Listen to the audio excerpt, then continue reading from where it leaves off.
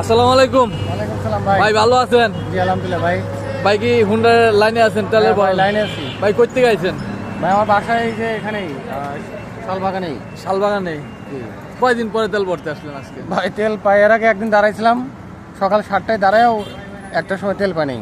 এই গত 3-4 দিন আগে আজকে আবার আসছি তেল নিতে। এই তার আপনি এটা কিরকম কিভাবে দেখতেছেন যে এটা আসলে মানে ভাই এটা আসলে দেখার বলতে বর্তমান যে পরিস্থিতি এখন, এটা আসলে আমাদের জন্য একটা দুর্ভোগ মনে হচ্ছে। যে বিশাল একটা সিন্ডিকেট, ঠিক আছে, এরা আসলে প্রশাসন ব্যবস্থা নিলে একটা কিছু করতে পারে, কিন্তু মনে হচ্ছে না। হ্যাঁ, এখন যদি আপনি প্রশাসন বা সরকারকে কিছু বলতে চান তাহলে কি বলবেন? না আমি সরকারকে এটাই বলবো যে আসলে বর্তমান যে পরিস্থিতি, প্রশাসন যদি একটু আগে আসে তাহলে সাধারণ জনগণ একটু এই বিষয়টা থেকে একটু স্বস্তি পাবে। হ্যাঁ, তেল কিন্তু আসলে আছে, আমরা যতটুকু দেখতেছি জায়গায় জায়গায় বিভিন্ন রকম অকারণ ঘটতেছে, তেল আছে।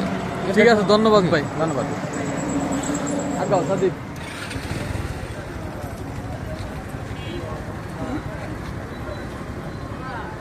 ভাই কি লাইনে আছেন?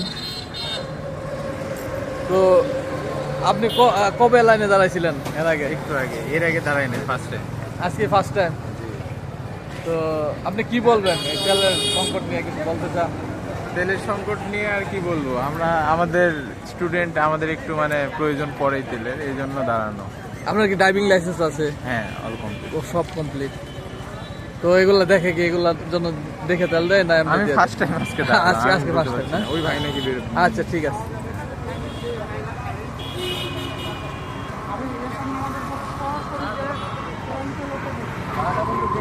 ভাইরা কি তেলের লাইনে আছেন নাকি?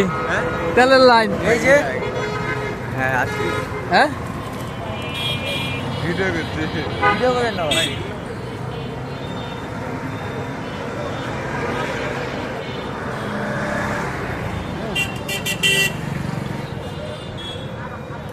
যাও পুরো হ্যাঁ স্টার্ট। কালকে সকাল 8টা থেকে তেল দিবে, আজকে রাত এখন থেকে লাইন। এবার একবার পাম্পটা দেখায় যাও, তেলের পাম্পটা।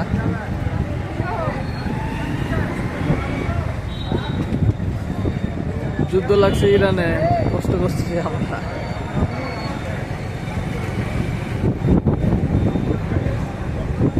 ইরানেও এত ক্রাইসিস হয়নি মনে হয়। হ্যাঁ না, ইরানে হয়তো ক্রাইসিস হয় নাই।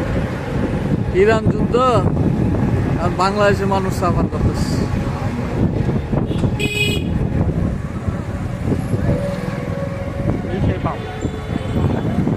ভিডিও